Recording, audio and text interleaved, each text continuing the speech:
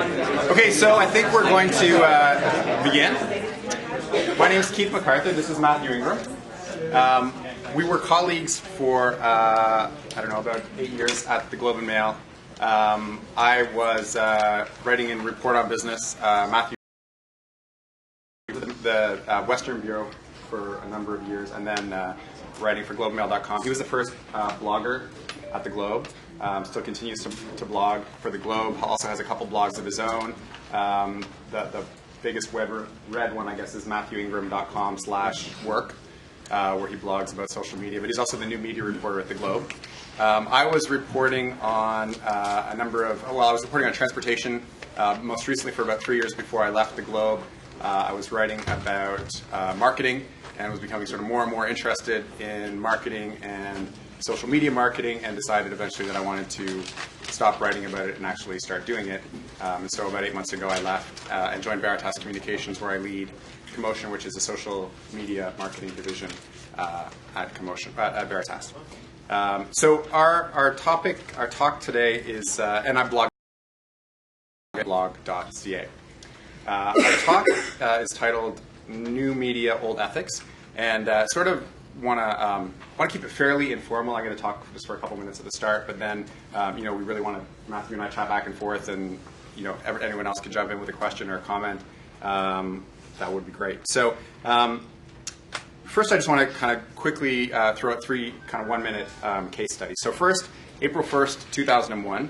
Actually, April 2nd, 2001, the Globe and Mail has a front page story on an interview with Jimmy Carter and how he'd been interviewed the day before on the CBC, and how CBC host Michael Enright had called him a washed-up peanut farmer, and this got on the front page of the Globe and Mail.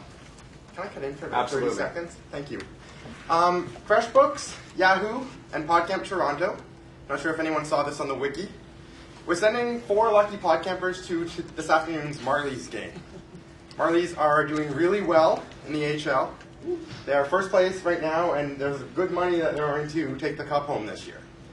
So what we're going to do is, on the count of 3, we want to hear the loudest cheers we can for the Marlies. Just go Marlies or something. We're going to pick what we feel is the biggest fan, most excited about this, and we're going to send you to the afternoon hockey game.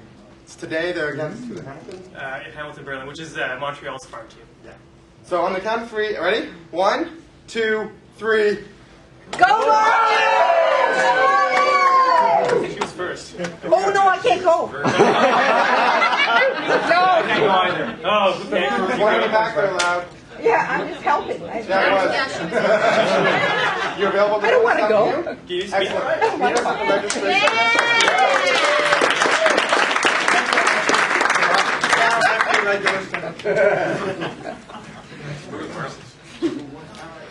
Okay, so this story was on the front page of the Globe April 2nd. Of course, it turned out that it was all an April Fool's gag that the CBC had done. They hadn't really interviewed Jimmy Carter at all, but a reporter at the Globe had heard this interview in his shower, on his shower radio, thought it was legitimate, and wrote the story. It was on the front page of the Globe. He didn't make any calls to confirm whether or not it was true. He works for the government now. He works for the government. Okay, so case study number 2.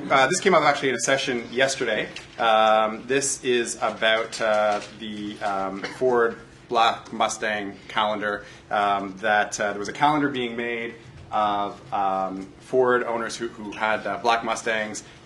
They put a bunch of pictures of all their Mustangs in a calendar at Cafe Press, sent it to print. There was a story in Boing Boing saying that Cafe Press had told them they couldn't do it. A number of other bloggers, like dozens of other bloggers, saw it on Boing Boing, took it, wrote the story. A lot of the time they ended up reporting it that it wasn't actually Cafe Press that had told the blogger, or told the Mustang owners that they couldn't use their photos in the calendar. A lot of the bloggers reported that it was actually Ford that had told them. And so this kind of took on a life of its own in the blogosphere. Ford was paying attention to this and went back and started posting and saying, actually, we didn't have anything to do with this. In this case, actually, we had approached Cafe Press about some other items that they were making and selling using our copyright, but in this case, we're sort of happy to let the calendar go there. So this has been cited as a case of where bloggers didn't do their homework and kind of rushed to a story and pass judgment, picking up and twisting facts. And then, so the third quick case study, this has also come up in sessions here, but from a couple of weeks ago, or maybe a month ago, this issue came up with Target, where there was a blogger who had concerns about a Target ad. The blogger, I believe she emailed Target asking for comment, and Target sent her this email back. I'll just read it. She said, "Thank you for contacting Target. Unfortunately, we're unable to respond to your inquiry because Target does not participate with non-traditional media outlets. This practice is in place to allow us to focus on publications that reach our core guest. Once again, thank you for your interest and have a nice day." I don't think there was a smiley face, but. Is there a middle finger? So those, I sort of wanted to throw those out and maybe start by turning to Matthew and just asking his thoughts on some questions sort of relating to some of these things. So, Matthew, do bloggers make more mistakes than journalists? Well, I think your first example shows that traditional media certainly makes its share of mistakes from not doing simple things like calling people. And I guess, you and I talked before about how bloggers probably move to post things faster. And so, there's probably more likelihood that they're going to make mistakes because their interest is in sort of being first. I remember Mike Arrington saying at Mesh when I talked to him that he'd much rather be first because if you're not first, it's a lot more work. So if you're first, well then you're first. Then whatever you post, that's enough. But if you're not first, you have to call people and you have to actually think about it or do research or whatever, which is just a lot more work, which I thought was very revealing. But I don't think that impulse to be first is any different than radio wants to be first, wire services want to be first, newspapers want to be first, although they're rarely first anymore the way they used to. But I think that impulse is universal. And I think it's probably just been accelerated by the fact that, hundreds of people can publish posts, in the next 10 minutes about the same thing. They don't necessarily have to call anybody or do any research if they don't want to. And I think all you tend to get is more noise to that extent. You have to look harder to find someone who has actually done some research or thought about whatever they're posting. So in journalism school, they teach us, you never go to print with a story unless you actually double source it. You have to have the facts from two separate people. And then when you actually start reporting, you realize that the rules are a lot less strict than that. And I think that the example of the front page story about Jimmy Carter is sort of an extreme example. I think that most of the time, journalists at least have one source that they check with. And that happened on a Sunday. He wasn't actually working, so he heard him in the shower, came into the office. There weren't many people around. He thought, somebody better write this. The stupid thing is there are a number of people at the Globe who have contacts at the CBC, including being married to people who work at the CBC. It wouldn't have been that hard to phone somebody. Right. So that was kind of the dumb thing. Right. So that's obviously the sort of extreme example. But I think in general, it's fair to say that journalists will, call for comment or call to check facts more often than bloggers. I don't know if you agree or disagree. And the question is, should bloggers be checking the facts as much as? I think it's true to say that more journalists, not all of them, but more of them will probably phone. But I'm not sure that means more of them will be right, if you know what I mean. But wait, isn't there an issue? A lot of blogging isn't about collecting first source information, right, for one thing. A lot of blogging is just commentary. Right. So it's not even in the job description to go out and find the facts. Although often people are repeating facts, aren't they? Really? Right. And I think the Ford calendar case, would suggest that those people commenting on it, if what you're commenting on is not correct, then obviously your commentary is not really useful. I think that Ford case is more nuanced than you described, though. It is true that Ford has sent letters to Cafe Press for printing calendars or other material that has their logos on it. So Cafe Press was effectively self-censoring because they knew that Ford would get pissed off at them.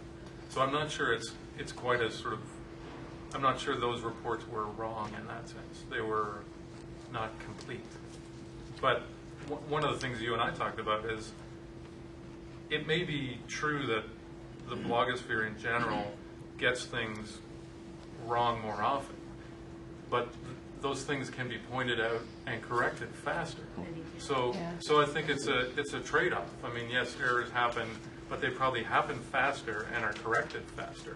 So, for example, if that mistake that the Jimmy Carter example, there was nothing written about that in the newspaper, to my knowledge, for 3 or 4 days. And then when something was written, the person in question, whose name I won't mention, wrote this long kind of, weaselly sort of thing about how it wasn't their fault, or how, the CBC was to blame because they shouldn't have done that, and it was just a sort of, it wasn't really an answer to what happened.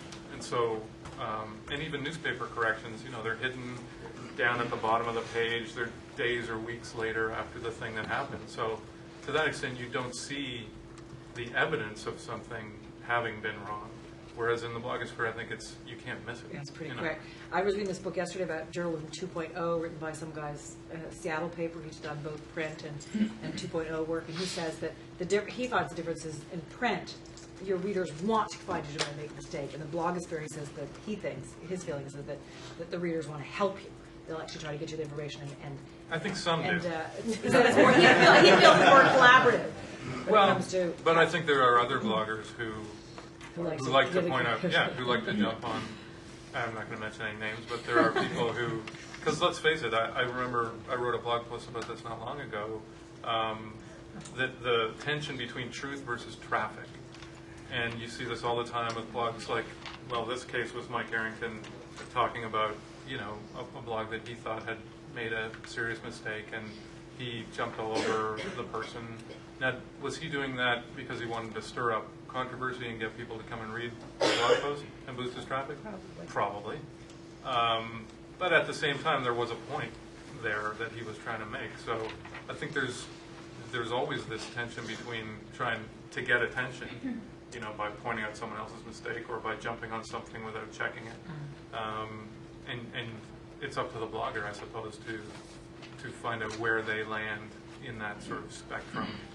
Be first, and who cares whether it's wrong, because nobody will remember anyway, and you get lots of traffic, versus, take some time and think about it and check it, but then maybe you'll miss the wave and no one will care anyway. Jay? I gave Keith a heads up I was going to do this, but this was actually kind of right to that point. I think newspapers do the exact same thing, and I got a really specific example. And full disclosure first, I'm working at an agency that works with Molson. I didn't have anything to do with this story, but when I saw it, I knew immediately that they made a big, big mistake, and it was Facebook, Globe Mail reported on a Facebook group that Molson Canadian put up, and they had a photo contest. And the contest was the university that uploads the most photos wins a party, right? And so a reporter from the Globe presumably called people at universities for comment and got this comment from a vice principal and dean of student affairs at Queen's. In order for photos to be eligible to be notable, would require outrageous behavior or profoundly dangerous levels of drinking. Now, by the rules and regulations of the contest, it wasn't even a call she had to make. She had to click on the link that says rules and regs. Any pictures that actually picture drinking are immediately deleted. They're moderated out. So that statement is blatantly wrong on its face. Now, the dean probably didn't know that, because he probably was just called for a comment. He looked at the front page and went, right. Whatever. The person writing the story should have known that, and to my mind, should have probably filtered that out, or at least put what the dean didn't know was, or something to that effect.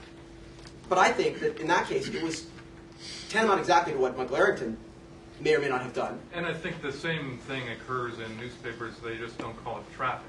Right. You want to have a story that is controversial to some extent, right, so that then people will talk about it. Right. And so, but I mean, that's been happening for hundreds of years. Yeah. Newspapers have constantly tried to, if your story isn't newsworthy, then no one's going to read it. Yeah. And newsworthy, in some cases, consists of being, salacious or controversial or. Well, and this one was a specific, I think, to my mind, it was specifically an opportunity to bash something that was happening in Facebook. Sure. And by the way, take a shot at Molson because it's easy, an easy target to Well, let's face it, if you wrote a story saying, you know, Facebook is pleasant and everybody's happy and it's really popular at the end, then no one's going to read it. Yeah, totally. My sense of it is that sooner or later it comes down to the credibility of the writer, whoever it is, whatever media it is. They can't get away with that bad behavior for a long time because sooner or later people just, you know what, this guy's a jerk. He's not even said, you know, and so I just think that just the media itself is just going to sort of take care of it because honestly I feel that more people are credible than the few jerks that pop out. And those ones are not going to last as long And I think you're in probably that right. new media. I think it is sort of self-regulating. I really believe that. I think, you know, sooner or later, people know. You don't, if you can't And I be think credible, there's a lot they of don't truth in know. that. I mean, They I was don't. thinking about whether, you know, there are groups out there like cyberjournalist.net where they're trying to come up with a blogger, or they've been trying to come up with a blogger code of ethics. And, you know, there really is a question about in, you know, a trust economy, whether there's even such thing as ethics. If you're losing your own credibility, then, you know, ethics, I think, matter if you're like the Globe and Mail and you're important because everybody says you're important and you've been around for a long time and people just naturally trust you. But yeah, when it's just an individual blogger, you can, you know, you put your trust in the bank, but you can lose it pretty quickly too. Well, I think, and that point brings up the balance of power, if you want to call it that. I mean, the Globe has a lot of influence, you know, because of its size and because of whatever, because of the brand name or because of the it's more incumbent on the Globe to make sure that it's not wrong than it is on, say, a person who's blogging kind of in their part-time, you know, just for something to do because they don't have that much power. You know, you could argue that somebody like Mike Arrington is somewhere in the middle. They're not a gigantic sort of media entity, but they're not an individual either. So Matthew, obviously, you know, you have your non-Globe blogs. You also have a blog at the Globe. Yeah. So are your standards, your journalistic standards, different for your Globe blog to your Globe reporting when you're writing your column in the Globe? Like, would you? That's a good question. I was following a Twitter stream about a month and a half ago from Lloyd Lemire, and he was actually having dinner with Michael Arrington, and they were talking, and then Lloyd says Michael Arrington proposes that all people should have a license to blog. Right? I mean, probably because he's already at the top. Right. Yeah. But I just thought that was insane. That would never fly. But Michael, he also likes to say things to get attention. Like he says things all the time, just because you don't have a license to be a journalist. Right? I doubt he meant that. I mean, I doubt he. Yeah. I think he probably just said it to. You know, yeah, to stir things up. I think your question about whether I have different standards, though, is they're not terribly different because the Globe blog, I mean, obviously it's still on the Globe website. I still have to abide by all the sort of requirements that we have at the Globe, and so I don't, you know, I probably wouldn't go to the same kinds of lengths that I would on my personal blog. But I still try and make sure that, I mean, the number one thing I try to do is be fair. I may not actually even be right, you know, in the beginning. And I'm happy to admit that I got something wrong if someone points it out. But I do try to sort of be as fair or as correct as possible at the time. Do you change your style, though, when it comes to blogging or submitting something to the paper? I definitely do, yeah. Yeah, how do you adapt, excuse me, adapt your style? Because blogging is more conversational and newspaper is more semi-conversational, mostly stick to the facts, man. Yeah, and I guess it's more, you know, I think of the blog as more personal, too.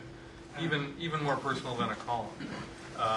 And I think those are the two things that when I started blogging, I mean, I'd always written a column. And in fact, I had a column online for a long time. So then I had to start thinking about, well, what's different about just calling it a blog? Is there something different about it, or is it just a different name for the same thing? And the two things that I came up with were, one, it's more interactive. You know, people comment all the time. That changes what I write. but it's also more personal, I think. So there are things I talk about on my personal blog that I wouldn't put in the Globe blog because I just don't think that many people would care. Do you find, though, that you are more free or creatively in the blog and less restricted than you would be for something that has to go to print? I think so, probably. I mean, one of the things I do is whether this is true or not, I don't know, but my sense of the readership of the Globe, the printed version, is that they're primarily older, primarily sort of, not maybe as interested in social media or not maybe as interested in technology or those types of things. I could be wrong, but so I wouldn't write, say, a column or a blog post or something that goes in the Globe that's all about, TechCrunch or Mashable or all about whatever somebody said the other day in the blogosphere, because my feeling is that newspaper readers just probably don't care. And I would have to spend so much time, doing the background of who all these people are and why they should care that it wouldn't be worth it. Yeah. I think to some extent it's incumbent upon the readers to understand what source they're reading, and to say if I'm reading a newspaper versus if I'm reading a blog, how much do you trust that source? And if you're a blogger and you want to build trust with your readers, then you make it a point to be truthful and make it a point to have good sources in the stories that you're writing. Otherwise, so I think it's more a matter of what the readers are believing than anything, and also just as a blogger, what you're trying to convey. Like if you are just conveying your opinion, or if you're trying to come across as a credible source. I think you're right, but at the same time, when people have asked me before about the newspaper versus blogs, isn't it, why should we believe anything that's written on blogs? I like to turn it around and say, well, why do you believe anything that's written in the newspaper? I mean, what is it about the fact that it's printed in the newspaper that makes it inherently more believable? And I think the only thing that sort of... It's the buildup of credibility. Right. But it's an assumption. It's the trust. There's an assumption that it's credible. Exactly.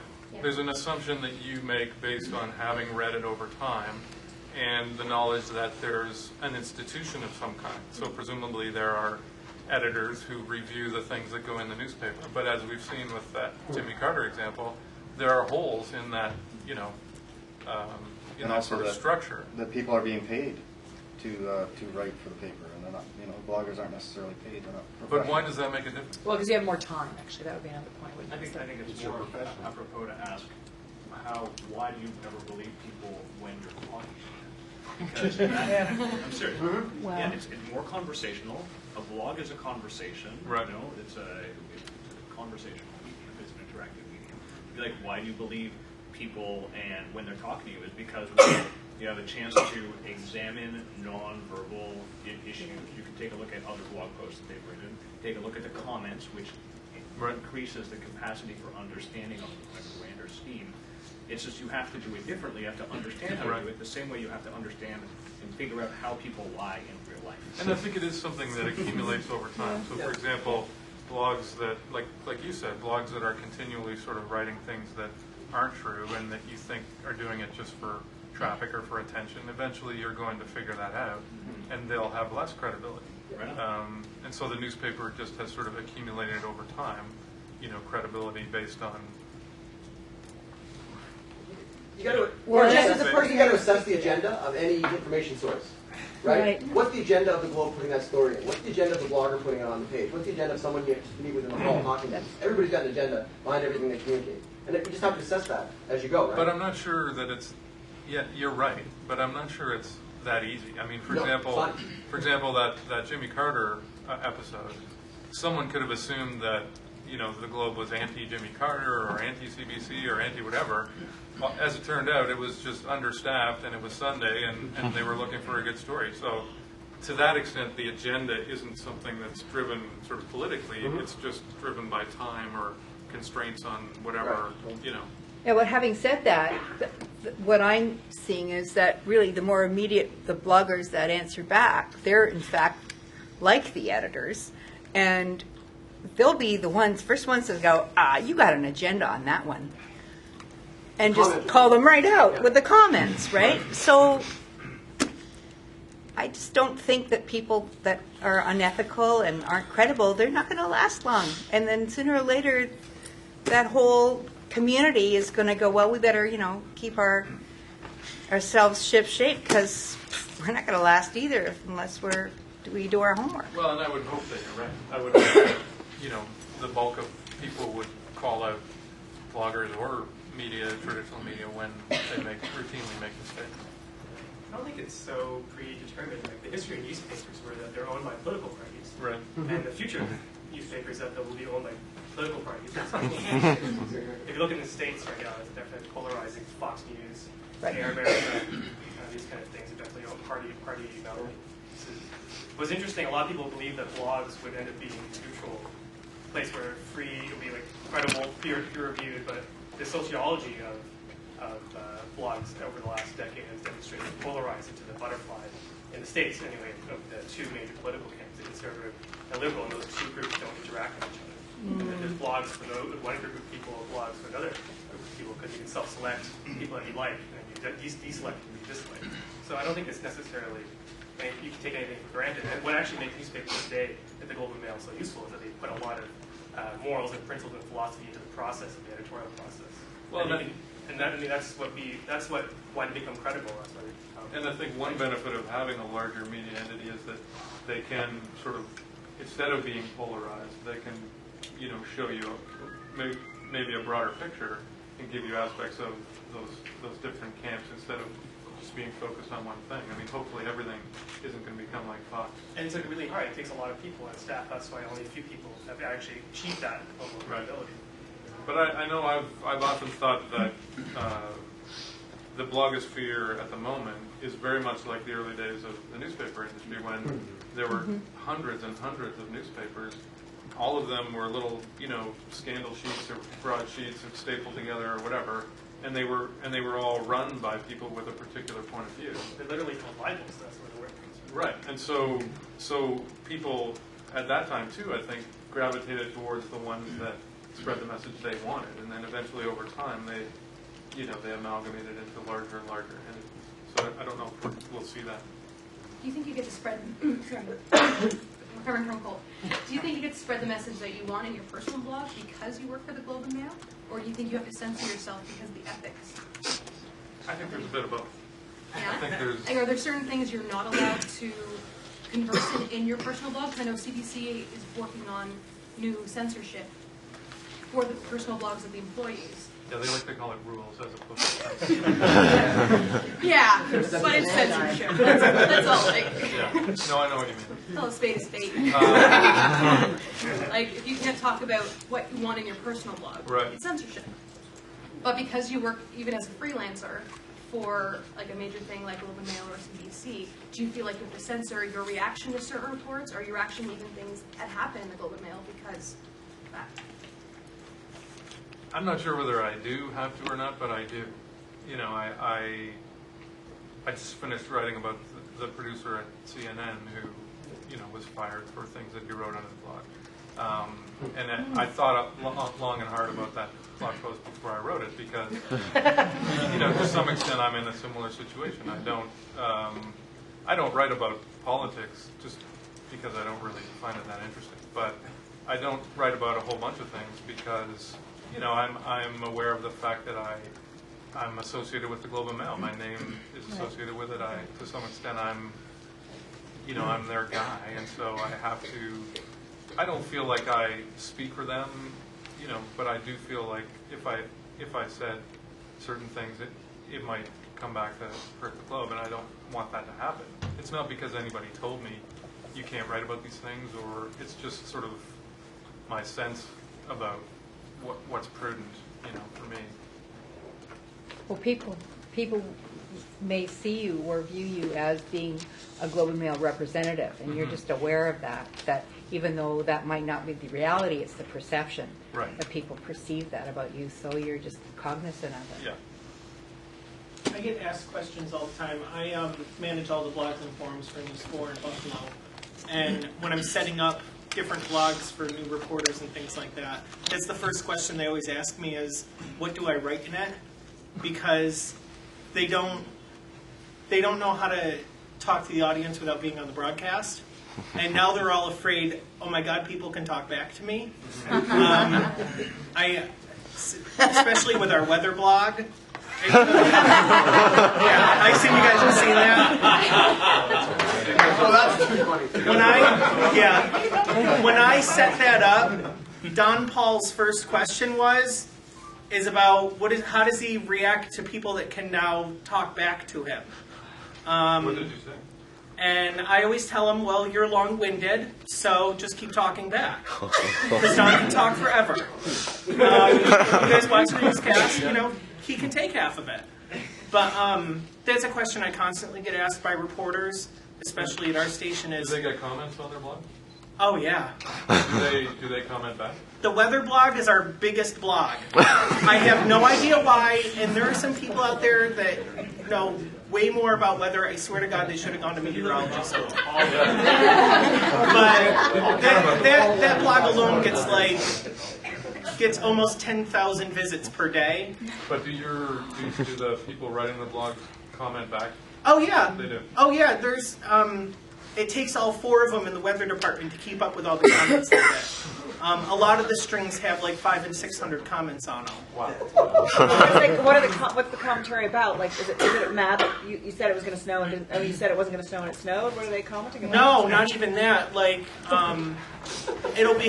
it's really weird. Like, they'll talk about weather stuff, but half of it I don't even understand because people will comment back on like the statistics from the National Weather Office and blah blah blah. I don't understand it when I read it. That's because fascinating though. So it's effectively become a little community about it. Yeah, it's like its own community all about weather, and they talk about weather and stuff. I actually laugh because I think it's kind of amusing. That never would have occurred. But even in terms of like your first comment, that some of them, when you go to some of the people at the station and they're just like, what do I write on the blog? Like I think, probably at the Globe, there'd be a lot of people like that wouldn't want to blog. There are a lot of people. There are a lot of people, yeah. And there's a lot of fear, like I'm already writing for the paper and now they want me to blog and what's next. Well, I think there are 2 big concerns. One is, what do I write about? And the other is, what do I do when people talk back to me? Because the whole thing about, traditional media, whether it's newspapers or TV or whatever, is it's one way, and some people like it that way. Yeah, one way is a lot easier. Because then you just say whatever you want and you go home and the next day you come in and do it now again. they actually have to talk to their viewers. Well, they don't have to, but it's encouraged. Well, yes, they do. Under my direction, they have to talk to their viewers now. See, we have blogs that people comment on, and the blogger never sort of responds to the comments unless they're specifically asked to. No. Like, to me, that kind of you're missing the point, That's why I make them do it. Yeah. Hey, Matthew. Actually, on that note, I was curious what your stance is on commenting. Like Seth Godin is a really good example of a guy who's extremely successful online. No comment. But no commenting on his blog. He allows trackbacks, but is a blog a newsletter if you don't allow comments? Like, what are your thoughts on it? Well, I think one of the very first blog posts I ever wrote was about that. Yeah. Because I really do feel that if you don't, comments are a lot of work, and guys like Seth and Dave Weiner and who didn't have comments for a long time. In fact, he was the one I wrote about, and he got quite mad about it. But then I got a lot of traffic, so. He invented RSS. Yeah, exactly, and a bunch of us. He invented the internet, I know. Yeah.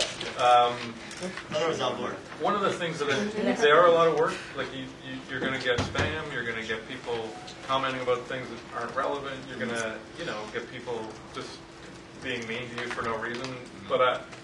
And so to that extent, if you're a busy guy or maybe like Seth, his business is going and talking to people for $20,000 or $30,000. He doesn't. The blog is effectively a marketing tool. Yeah. Mm-hmm. So maybe to him it's not that valuable to have comments, or it's not worth it. But I think if you don't have them, then like Boing Boing, for example, didn't used to have comments, and to me, that makes you much more like a traditional sort of magazine or newspaper or newsletter. It's not to say it's not valuable. I mean, it's still valuable, but I think there's something sort of missing there that it's just not social. It's not. There's no back and forth. It's just one way. Yeah. And the other argument is that, well, you could start your own blog, right? So if you want to comment on Seth's blog, we'll just put it on your own blog, and then he'll find it, or it'll pop up in Technorati or whatever. But I think that misses the point as well. I mean, that then you're saying that me, a guy who just started a blog a week ago, can somehow have the same effect as Seth Godin writing on his blog. If the comments aren't posted there at the thing that you wrote about, then it's the connection isn't the same. I do have, just really quick, I have a plugin on my blog in WordPress that I can't remember the name of it offhand, but it doesn't auto reply. So when it's first-time commenters, only for first-time commenters on my blog, they get an auto reply from me saying, hey, thanks so much for commenting, on my blog kind of thing. And then I personally contact them after. Really? But it's just like an instant thing, so that as soon as they enter the comment, they get an email from me saying, thanks. Even though it's auto, it's still. Sorry, It's kind of nice. in relation to that, Yeah. it's not so related to the subject, I'm really curious about this. You track them so you know how many people are subscribing via RSS, via your auto push blogger? I don't, actually. You should do that. It's really good. Yeah. Yeah. I know. One thing I found, we were talking about censorship before, I recently changed jobs about 4 months ago. And I left the job that I had for 6 years. And I left it, I had some bitter feelings. Now, I have my own podcast. Part of me was so tempted to go on my podcast and rip one into the company that I left. I was very tempted. Part of me wanted to just go at it. But I pulled myself back a little bit and went to the extent of saying, well, I've left this job. I could have said this blank company is and I hate them and all this kind of stuff. But I didn't. And I censored myself saying, well, this part of my life is over. I'm moving on. But I'm still podcasting. Let's enjoy the show. And it's funny. I censored myself in that here I have this open forum where I could have said what I wanted, and I could have been mean and sneaky about it and mean. But I chose not to. I think it's a dilemma we all face as podcasters, bloggers, or anybody, and that we have this open space, but it's a matter of do we want to take this road or we don't want to take this road? And I think that's a challenge everybody faces. Yeah, I would agree. And whether you're sort of in a big media organization or you're just a person doing a blog or a podcast, I think that what you're thinking about is the same thing.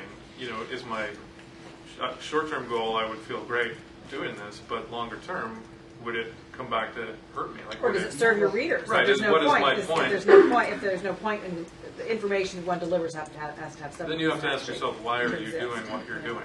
If you have a blog or a podcast just because you like to vent or listen to yourself talk, then you might decide that you want to do that, and then who cares what happens? But if you're actually trying to build an audience, then you have to think about what they want.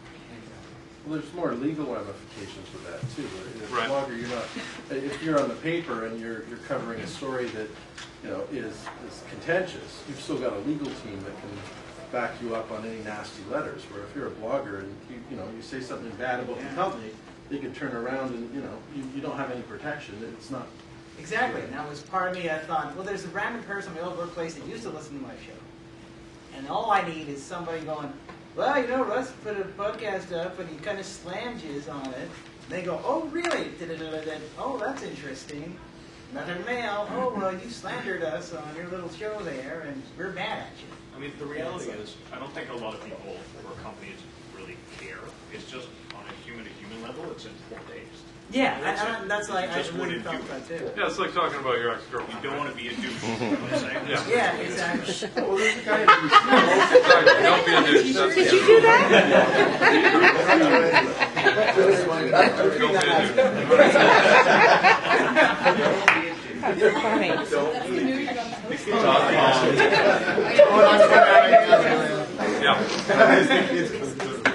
was wondering if you could comment on sort of peripheral of why newspapers or any media organization wouldn't allow comments on their regular news stories.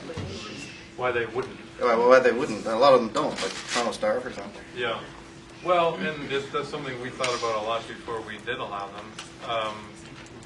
If you're, say, someone in the legal department, you're going to start thinking, well, what if someone says something, bad on one of our news stories? What if someone says something libelous? What if someone is talking about another commenter and that turns into a legal problem? I mean, if our legal department had their way, we wouldn't have comments, simply because there's that lingering, possibility that might happen. And in fact, the Globe has comments on probably 98, 99% of the stories, but they'll choose what they don't. So anything about Conrad Black during his trial, comments were turned off. And anything about any legal trial, no comments, Like because then you're Schreiber, contempt of court. I mean, you do have to think about those things. Even if you're a blogger, you have to think about them. But we have to think about them more because we have more traffic, more readers. Sure. And when it comes to a court case... No, at the Star, they don't allow them at all. Like maybe 5% of the stories, I don't know, I'm guessing there, but a very small amount, they actually are, well, and they're not live. And actually, I'm pretty sure the Globe was the first newspaper in North America to have comments on every news story.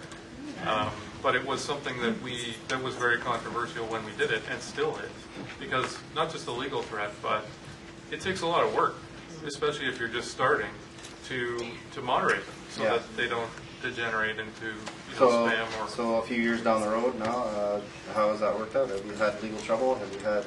We haven't had any legal trouble yet, and in fact we've gone to... Most of the comments are what we call semi-moderated, where the comment, readers moderate them. You can flag a comment, and we've had great success with that. There are, probably a dozen or so people who routinely post things that aren't acceptable, and we have to take steps to sort of deal with them. But I think by and large it's been a huge success. So when you say success, the cost of moderation has been, the cost of moderating these things has been worth it? I think so. I mean, I don't run the Globe or even GlobeMail.com, so to me, the benefit is we get lots of people commenting. We get more traffic to the stories as a result.